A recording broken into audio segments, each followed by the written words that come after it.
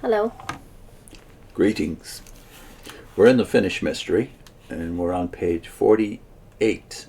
We won't read all of this page in a bit, where they discuss the first verse in the letter to the Church of Philadelphia. But I will read first that verse from the ESV version, the first verse, which is 3:7. And to the angel of the church in Philadelphia write, the words of the Holy One, the true One, who has the key of David, who opens and no one will shut, and shuts that no one opens.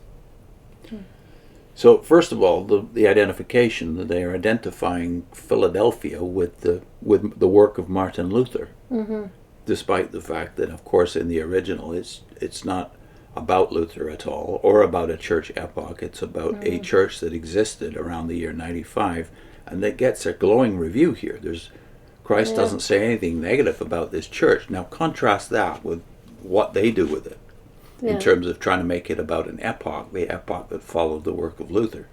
Even their description of Luther is surprising here, because they say the Reformation was, in a sense, the beginning of a new era, a dawning of light where all had been darkness, a new start in the way of truth. And they're quoting themselves. The where Watchtowerr all magazine had been, this is 1916 Watchtowerr they're quoting, where all had been darkness. Well, just not true. You don't know church history. Yeah.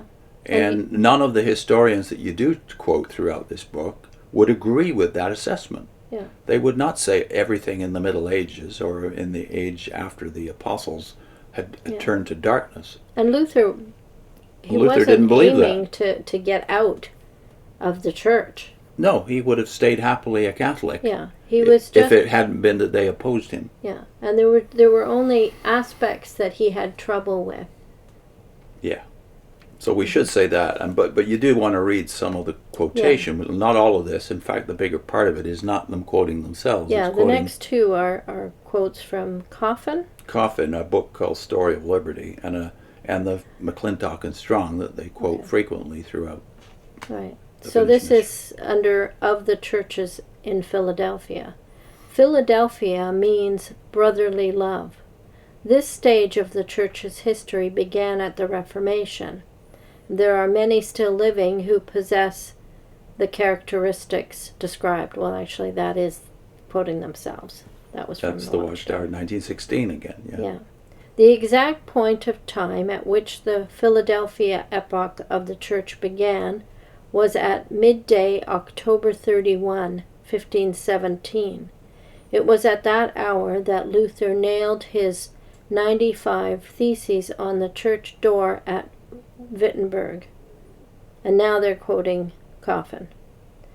Nailing up that paper was the beginning of a great division in the church, of thrones tumbled into the dust and kings with them, of empires rent asunder, of lands desolated by war, of massacres and horrible outrages against the lives and liberties of men, of 30 years' continuous war in Germany, of Paris and the vine-clad valleys of Italy drenched in blood, of fires kindled all over England for the burning of men, women, and children, of men hurled headlong from precipices, roasted over slow fires, starving in dungeons, subjected to every form of cruelty.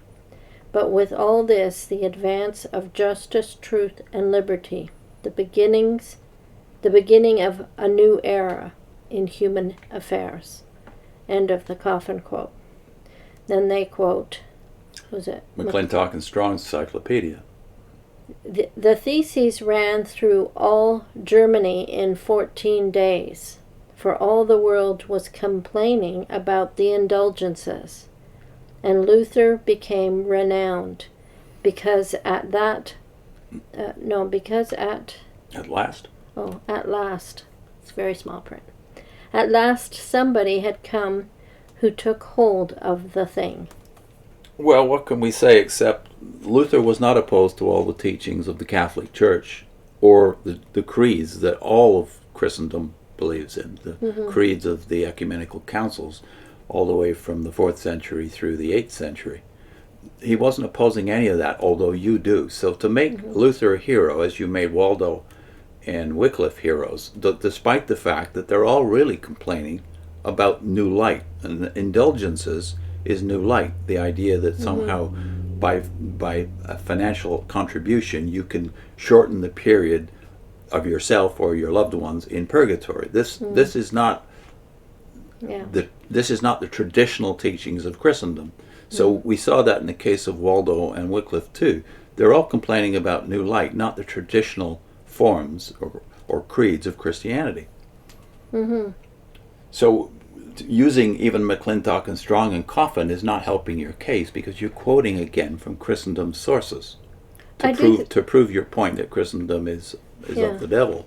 But they start with telling you the meaning of Philadelphia as brotherly love, and that this is the part of this error represented. And then they tell you about all the bloodshed, and I don't understand why they thought that was the age of brotherly love.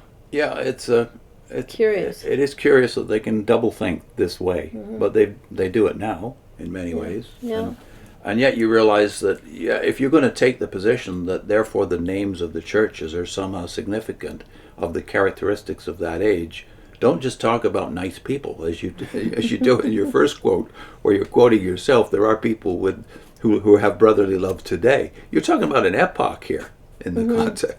It obviously doesn't sound like anyone. It doesn't fit this epoch. No, Yeah. and by the way, Luther was a bit of a firebrand himself, so a lot of the reformers had militant characteristics, like indeed Russell and Rutherford did. So, yeah, there was a lot of bad stuff happened in the Reformation. The Reformed peoples would be the first to admit that. But certainly, Philadelphia, this idea of brotherly love doesn't fit the epoch. Yeah. And then they have this quote about Luther writing the first translation of the Bible into German, and applying it to the statement right in John. And who's speaking to whom in Revelation? Well, it's Jesus speaking to John. Yeah. So a command from Christ to John becomes something about Luther translating the Bible. And then up on the top of the next page, they've got a reference to Luther's special message, justification by faith. And they even mangle that, because Roman Catholics believe in that. The Orthodox Church believes it. All Christians in every denomination believe in justification by faith. The difference was, do you believe in justification by faith alone? Or do you think, like the Catholic Church at that period anyway, or the way it was popularly understood anyway, you have to do this as well as have faith. You have to submit to the papacy, for instance, as well as have faith, and all the other requirements. So the witnesses really are more like the latter.